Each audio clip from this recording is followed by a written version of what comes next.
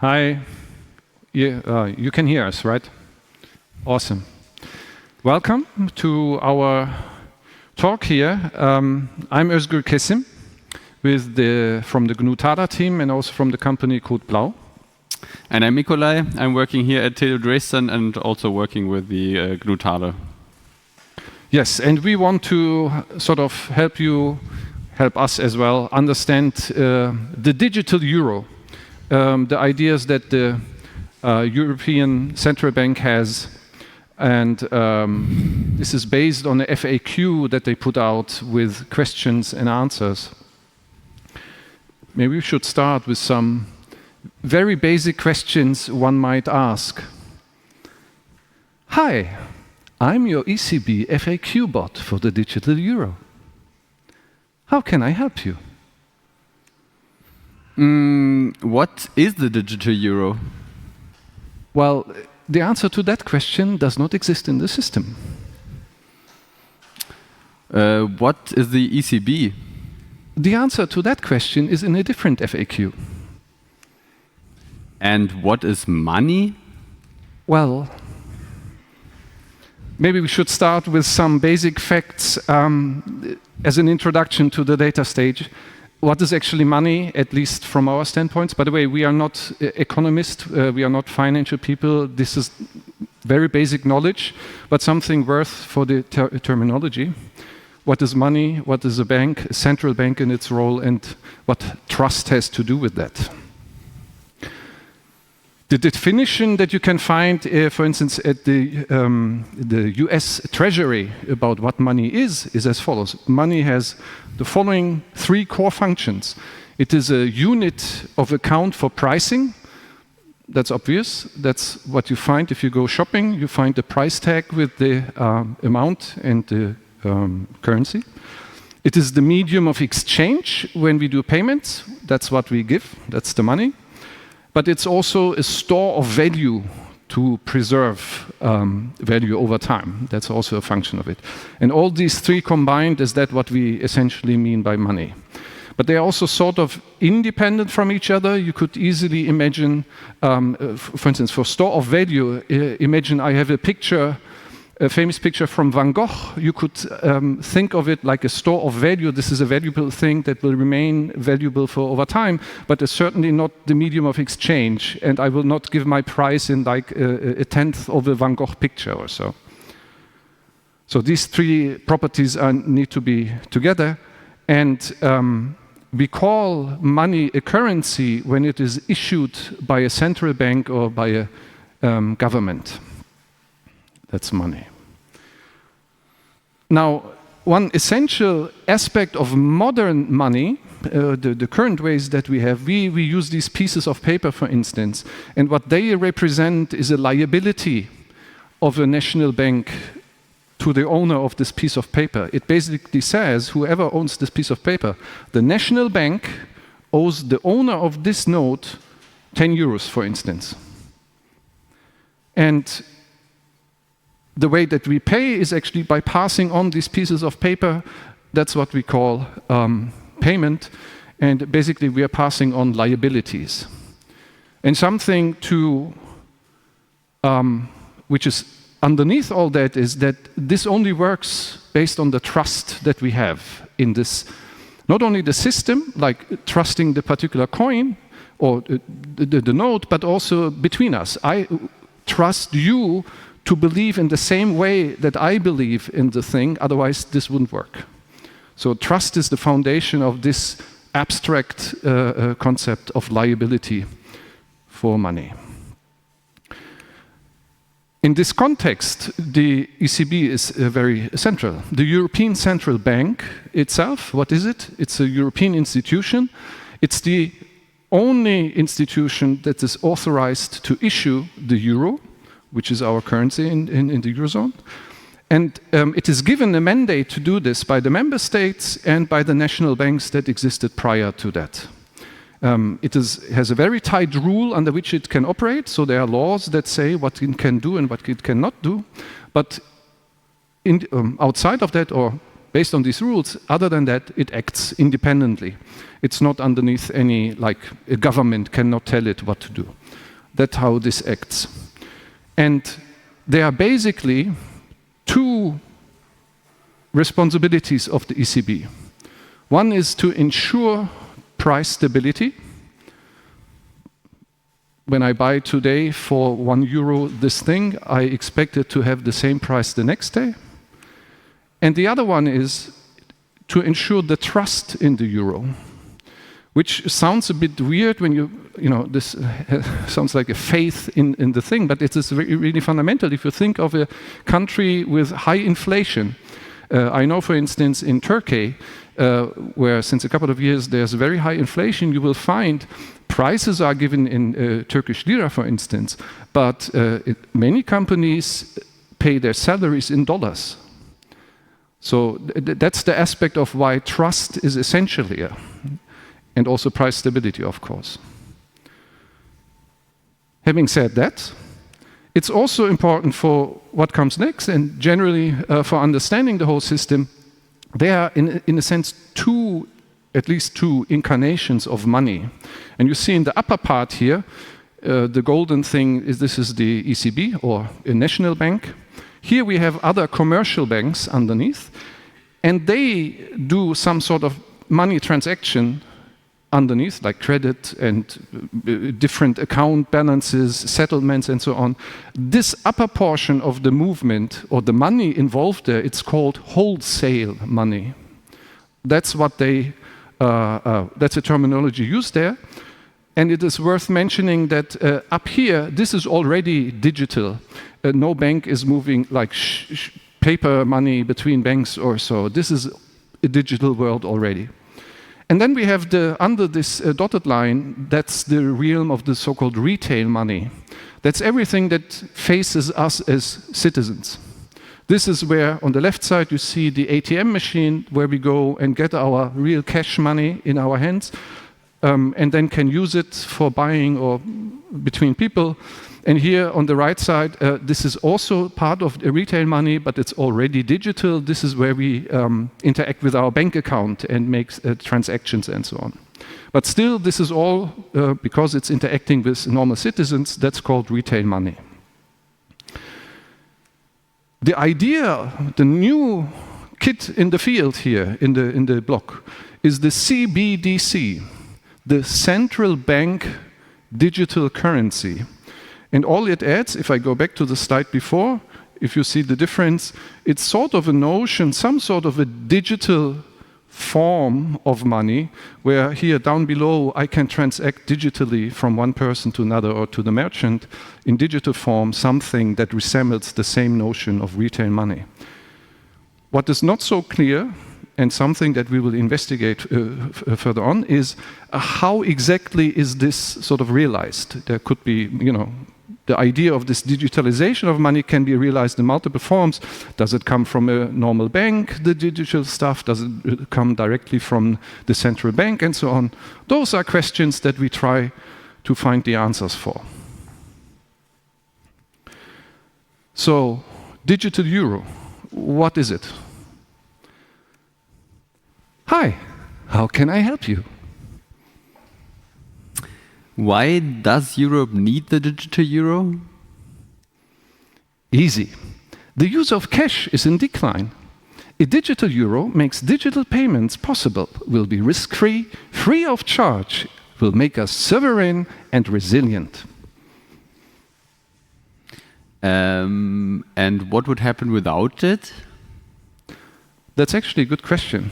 If you take the last point, for instance, sovereignty and resilience, that sounds like, you know, would we be not resilient without the digital euro? It's a strange way to phrase it. And another aspect that you realize when you read the FAQ is it is clear that the digital CBDC will become a prime focus, a target for cyber attacks. The central bank claims that this is like not going to happen, sort of. That's what you can read out of the FAQ. And another aspect that they are not very keen on or pointing out is this digital kind of digital euro would depend on a functioning electronic infrastructure that is there. Otherwise, it wouldn't work. So the notion of we are getting more resilient and more sovereign is sort of not true. Another thing which they point out in the FAQ is they claim this will be risk-free.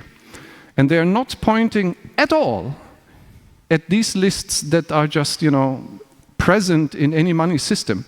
These are operational and technology risks. The choices of technology, just operating the stuff, things can go wrong. Fraud and security can be part of the system. Those risks exist, and if you introduce a new system, those risks will show up. The same with liquidity, credit, and settlement. This is about the money flow. Arbitrage risks, this is about getting advantage of some, let's say, timing delays or whatever to increase the money that you have.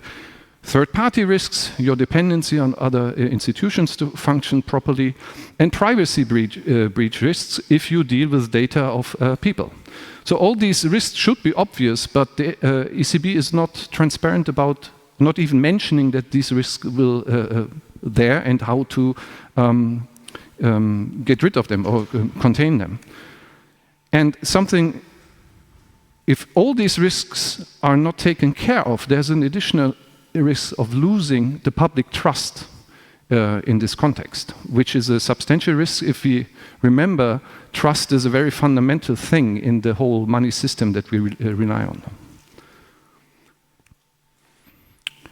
Now, how can I help you? Why would people want to use the digital euro? Because it's amazing. Universally accepted across the Eurozone, online and offline available, has top-notch privacy, untraceable payments. It's safe, accessible, and financially inclusive. Mandatory for merchants to accept, distributed by banks via legislation. Oh, really? And how exactly does it work? It turns out this question is not really answered. Well, kind of. Let's try again. Hi, how can I help you? How would the digital euro work? I'm glad you asked. It enables instant cross-border provider payments. In-store, online, peer-to-peer. Wallet setup via bank or post office, funded by a bank account or cash with balance limits. Guarantees safe, instant transactions and cash-like anonymity in offline use. Okay, but how exactly? Well, and this is actually not answered in the FAQ at all. It took us and other people that we worked together on this substantial time to extract information based on progress reports that the ECB made during the start to understand what is going on. Something that Mikolai will tell you because it was not available in the FAQ. Okay, so we had a look at a lot of different documents, progress reports by the ECB, to kind of get a grasp on what they actually plan to do. And that's our small overview of how the digital euro would look like. Easy. It's kind of the smallest thing we could manage to, where we had everything in one image. First thing you will notice, there is actually the European Central Bank in the middle as the central provider of trust and as also the central authority for settlement and for fraud protection.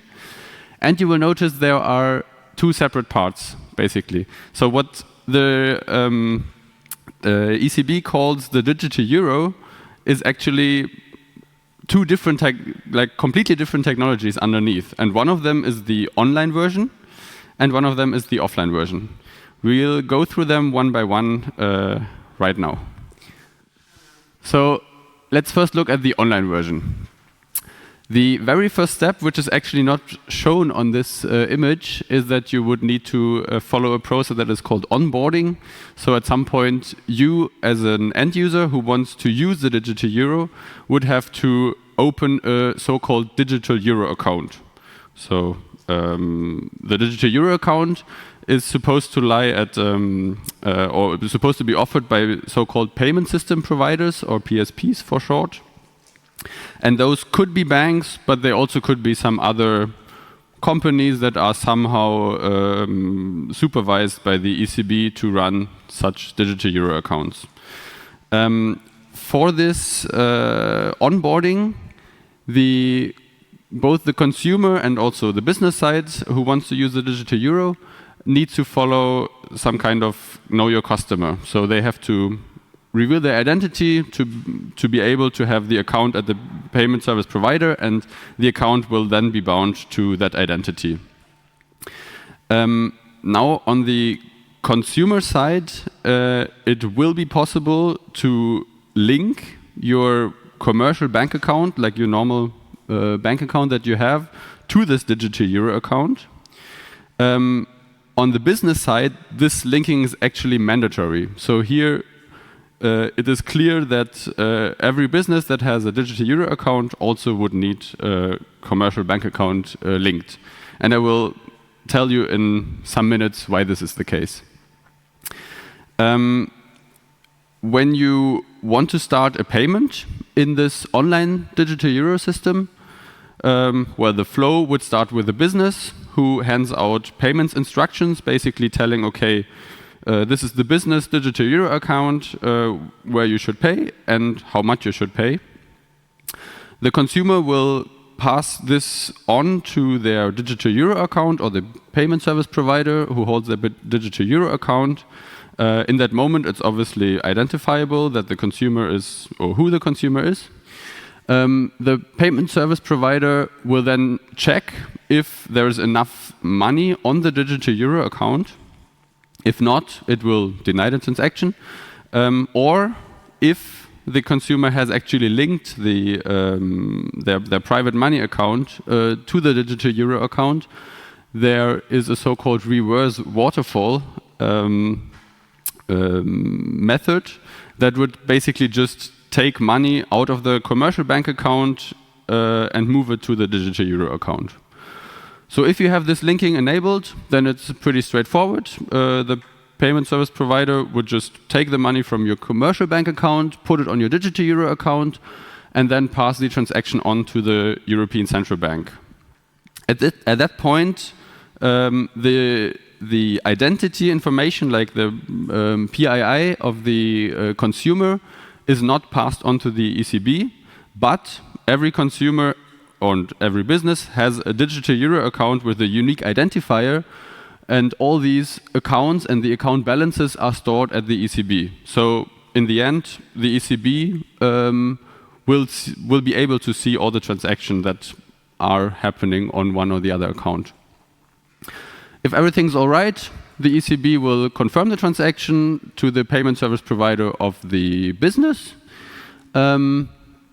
That one will actually directly transfer the money that they get on the digital euro account to the commercial bank account of the business following the waterfall method. The other one was the reverse waterfall from commercial bank account to the digital euro account. In this case, it's the waterfall from the digital euro account to the commercial bank account. And that's because the design has or foresees that there will be a holding limit of €0 for business users. So really any money that arrives here will be directly transferred out of the system. But then the business will eventually get the confirmation and the payment will work through. So that's kind of how the online version looks like. Now, there's some problems that maybe you even find here, and some of them we will just briefly discuss. First of them is if you have your commercial bank account linked to your digital euro account, and for it to be like usable, the idea is that there will be no extra authorization needed to actually transfer money from the commercial bank account to your digital euro one, which means that as soon as someone got access to your digital euro account, they actually also have access to your commercial bank account. So this is the first risk that is like really new in this system. then, I mean, you saw the picture before. It's kind of complex system. We have to move money into the system, maybe automatically. Then we move it over, and then we move it out again. And it's not really clear what this is actually good for. We will talk about that in some slides again. And as already hinted at, whenever you have a transaction that is passed on from the payment service provider to the ECB, there will be a unique account identifier for the digital euro account. So there is no anonymity at all towards the ECB. There is, at best, pseudonymity. So just an identifier instead of the name of the person. And at the same time, all the transactions will pass through the central database at the European Central Bank. So they are able to basically monitor all the transactions that happen. Now, on the payment service provider side, there's also some problem, which is that they allow them to charge fees to business users, not to end users, not to consumers, but to business users. But for those fees, they implement a fee cap. And that kind of works against the goal of having a wide variety of payment service providers, because this basically favors all those that are already on the market and already have the information of customers, of businesses, that they can just reuse for the digital euro, and smaller players or newer players will have a really hard time to get into the market. And then last but not least, I already mentioned the holding limit of €0 at the business side. They are also discussing a holding limit of currently €3,000 at the consumer side. And that is meant, or the idea there is that they want to safeguard against people just moving all their money from the commercial bank system that is out there, and that is basically the basis for our financial system, to the digital euro account. And that's why they have the holding limit. But that in turn means that if you have transactions higher than that, for example, you have to link your bank account, otherwise it's not possible to do them via this system. And last but not least, on the business side, it's also not really clear, or what is clear is that there will be mandatory acceptance throughout the whole Eurozone. So every merchant, every shop has to accept digital euro, except some small exceptions, like very small companies or something like that. But it's not really clear who will pay for the additional cost that this incurs. We will also talk about that in a minute. Okay, so that was the online part. Kind of easy, right? Offline now. This is, as I said already, is a very different system. This is supposed to work when you're disconnected from the internet. And in that case, you don't use directly digital, like an account, like you do in the online version, but you have some kind of tokens that you would store on your end user device. Obviously, that means that you first have to get those tokens, and this must happen while you're still connected. So this must always happen before. There cannot be any like automatic linking or like automatic transfer from your bank account, right? Sorry. But then, as soon as you have those tokens, you can disconnect from the internet, pass them on to other people, and it's explicitly mentioned in the reports that this part is meant to be fully anonymous, so there's no tracing of the transaction included, and it's also transitively anonymous. So you can give on your token to someone, and then this person can give on the token to someone else.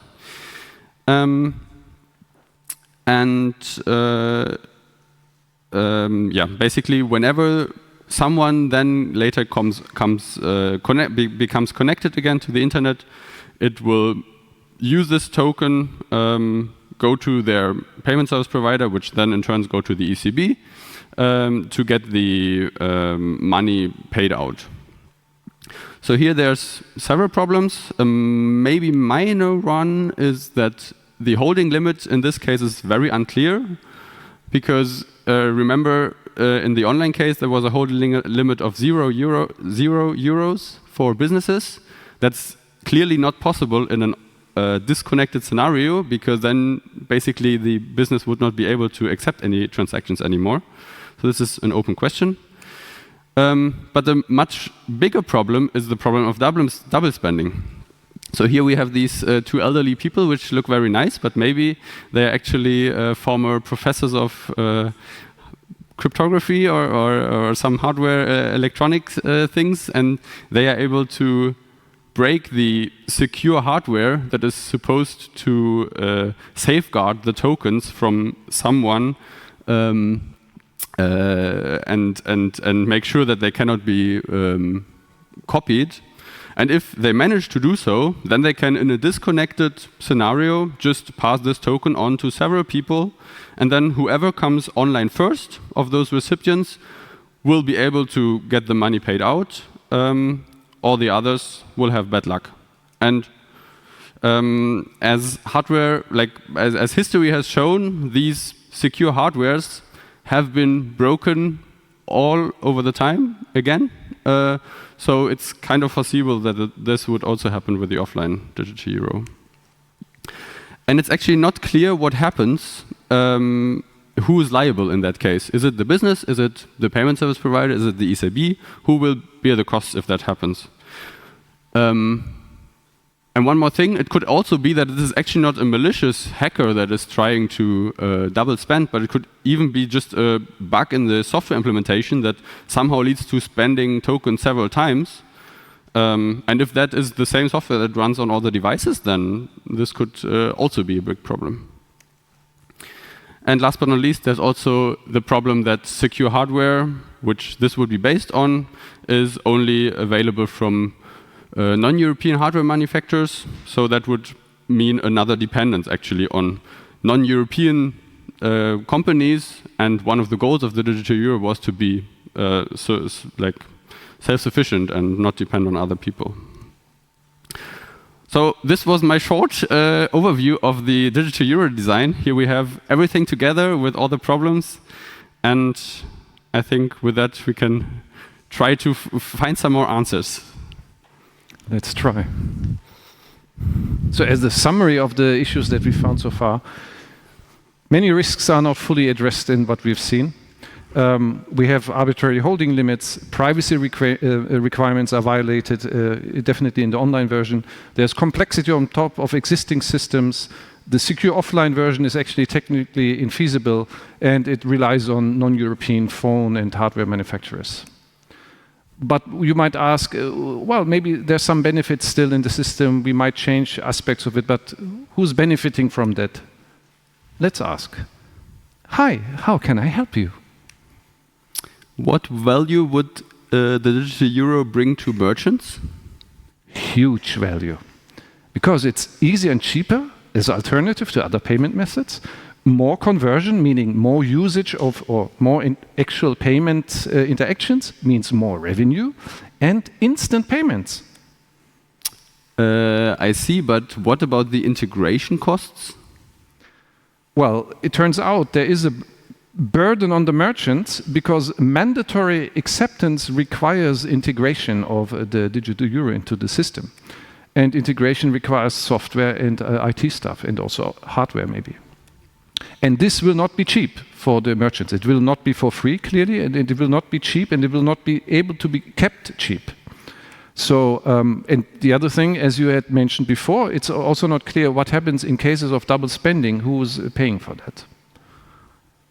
So that's the merchant side.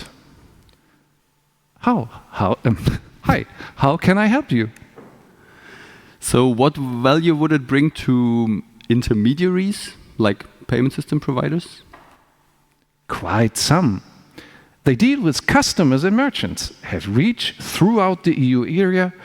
More business opportunities, also external businesses, are incentivized by a compensation model. And how exactly are these added value? Yes, that's a fair question. It's not clear why would anybody, what benefit comes out of it. So, so far we can say the digital euro design leaves the legal and financial liabilities unclear, lacks well-specified economic incentives for the operators, and actually fails to identify its benefits for the society. So where is the project then right now? Hi, how can I help you? Where does the project currently stand? Up and up and up. So there was a 2-year investigation phase which ended in 2023. Then it moved on into a preparation phase in which we still are, extensive analysis, testing, experimentation, and by the end of this year it is planned to make a decision if this should be ongoing. By decision meaning that the European Parliament, the European Commission will give its go, and the Parliament. And during all this process, which experts were consulted? Well, it was a challenging thing to get even information out of the system, and it turns out the expert, well, a lot of experts were ignored. We can talk about that later. Here's our conclusion. The current design of the digital euro in its online version doesn't meet the privacy demands that society clearly has expressed. Citizens were asked and they want anonymity, strong anonymity. In the offline version, it's technically actually infeasible to be reliable to implement. It leaves legal and financial liabilities unclear, lacks well-specified incentives for operators, and fails to identify the benefits for the society. And if anything goes wrong, the ECB actually risks its reputation, and the reputation is important because the trust in the euro depends on that. That's a big gamble that the ECB is set out to do right now. We come closer to the end. Hi, how can I help you? Would a digital euro replace cash? No, it would complement cash, not replace it. Cash would continue to be available, as would other means of payment. But why so many woulds? Yeah, that's interesting that the answers contain would, not will. Now that we understand what the digital euro, the shortcomings of it, maybe let's look at the horizon, a potential better future. The current landscape that we have in the payment world, right now, there's no privacy-preserving, practical, taxable, and digital payment system available for the euro in the Eurozone. Here's an interesting thing I want to point out. A recent discovery by an economist from Canada, I believe, Catherine Tin, in this year, analyzed from an economist standpoint the current set or different sets of CBDC designs from the perspective of an economist investigating what benefit would different forms of privacy provide for society, for different players, and so on. And took this from a game theoretical approach, made models, calculated, and her conclusion is, this is a quote, "My model shows that asymmetric privacy would enable the government to set lower taxes while delivering the same level of public goods than it would under symmetrical non-privacy or symmetrical privacy." That's quite a mouthful, but the interesting aspect is she highlights the winner in all the models that she had is the asymmetric privacy thing. So a payment system that could offer that would be great. What could be such a payment system? Well, it turns out GNU Thaler is a payment system with asymmetric symmetry. And it is already available in Switzerland. You can actually get your Swiss francs digitally by this payment service provider. That's available now. We are waiting for merchants to adopt.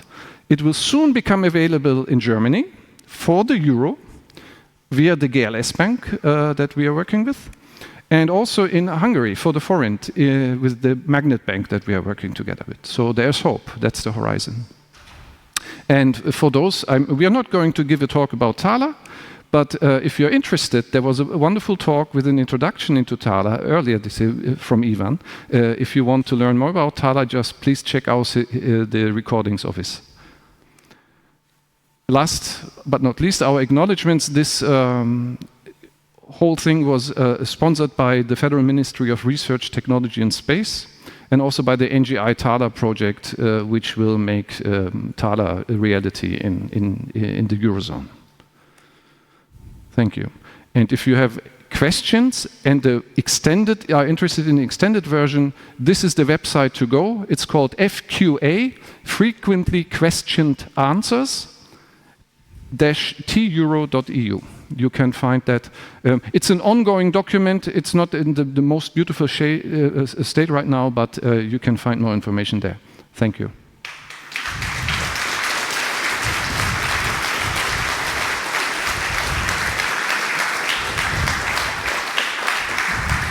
War das eine halbe Stunde? Thank you very much for your talk. Here's the first question. Thank you very much for your talk. What does asymmetric privacy mean? Asymmetric privacy. Yes. Do you want to answer? Please go. Okay. In this context, it means that if you take cash, for instance, that's an example for like symmetric anonymity. Both sides are anonymous. The one who has the cash and give it to the other one, both sides are not known to anybody else or don't need to be known. The Thaler system is one where the person who pays remains anonymous in that transaction, but the entity that receives is known to the system, is guaranteed to be known in the system. This enables enforcement of things like taxability. So if it's necessary to investigate criminal affairs, tax avoidance, evasion, and so on, this can be done. So this side is not anonymous. But if you have your digital coin in your wallet and you pay for something, that transaction ensures that you remain anonymous. Of course, unless you need to provide your address to the merchant so that he can send you stuff, but other than that, the payment service provider doesn't learn anything about you. Does that answer your question? Yeah, so thank you for the nice dissection of the digital euro. I guess at the central bank, they have really smart people working there. So what do you think is the motivation for this push towards the digital euro? Is it malice? Is it incompetence, corruption, whatever? Those are big words. It's always difficult to tell, I guess, from the outside. I think in the moment where this all started was around 2019, and that was basically the time when Facebook or Meta came around and said we are going to offer Libra as a worldwide payment system, currency, something, and that was the time where a lot of central banks actually looked into how they could offer something that would ensure that people would still use central bank provided money in the future. And I think that's where it all started from, and why they went in that direction where they went to, I cannot say. Yeah, maybe to be fair to the ECB, for instance, the requirement for offline payments, that was something that the Commission, the European Commission wanted them to do. That was like, and also it sounds like good, but we have strong theoretical evidence, things that we haven't mentioned, like the cup theorem. This is not really possible. You cannot have good things in this area. But so far they have ignored that. Why they have ignored that, we don't know. They're probably there's some money behind incentives to have selling hardware, I suppose, but that's all I can say to that. Thank you for your talk. My question was, you mentioned for the offline part of the system that there is a special secure hardware to operate that. Honestly, for me, it's the first time I heard of this secure hardware, because I think digital euro implies that you only have a piece of software, an app or something. So maybe you can elaborate on that. What is the specific hardware part that is not present in the online kind of circuit? Thank you. Yeah, so I mean, they know that there is the problem that digital things can be copied very easily, like Ctrl-Z, Ctrl-V, and that's it. They know that, so their solution is they would put this information that is basically the token, which has the value, into a secure hardware or some part of the hardware that is separate from the rest of the operating system and the rest of the environment where the software is running on, so that the software itself is not able to access this information. And it actually works out quite well. This is already used in a lot of different things. I mean, I think SIM cards, they also have some kind of secure enclave things. But here's the problem. As soon as you have something in your hands and you have physical access to it, and you are the one who wants to attack it, then history has shown it's possible. It has always been possible for now. Maybe to add to that, you described how what the function is. Maybe for you to understand that current hardware already has that in the chip, like ARM and Intel are providing chips which contain a so-called secure element that has this purpose. There's a very specific interface where you can sort of put code into it and it will run independently and you cannot access it anymore other than getting output from it. But you cannot alter the running software. This is a concept that already exists for quite some time. That was the timeline and is already in use in iPhones, in Androids and so on, depending on the version or the generation that you have. This is already existing technology that is used by software. But it is also technology that was proven to be. But it is usually used, I mean, they use it now for in Android phones, they use it to store your credit card credentials, for example. But this is not information that you, as the owner of the device, would want to get out of the secure hardware because you know it already. You are the owner of the credit card anyway. But here's the difference. Here is something that they want to protect from you as the owner of the hardware. And that's where things get complicated. Yeah. Yeah, I was just wondering, was there anything in the FAQs about adoption rates? Because if they say it wouldn't replace cash, the first thing which came to my mind was this little thingy you had on the EC cards, those little golden chips, which are not there any longer, which was also like, hey, you have those cash cards and you can pay basically, I remember like tram tickets and cigarettes with that, and that's about it. So there are no real answers to that other than you can judge from their statement. The mandatory use from merchants means there will not be a demand or supply problem. Because once people have money, they can use it because they are mandatory to be accepted. So that's different from other systems, maybe. Other than that, they certainly don't know. And the FAQ, other places do not tell you much about what are expected acceptance rates or what. And from how I read it is, it's not even clear that the ECB is convinced that this all will work out or will continue or not. This is not clear. Yeah. There are two more questions. If you answer quickly, we can get both of them. Sure.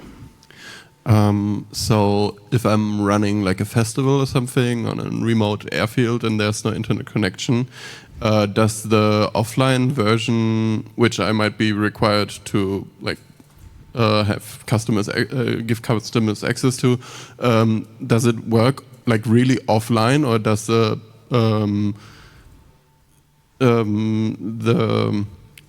the commercial side still need to be online for that? So this was a question about the digital euro design, or yes? Yeah.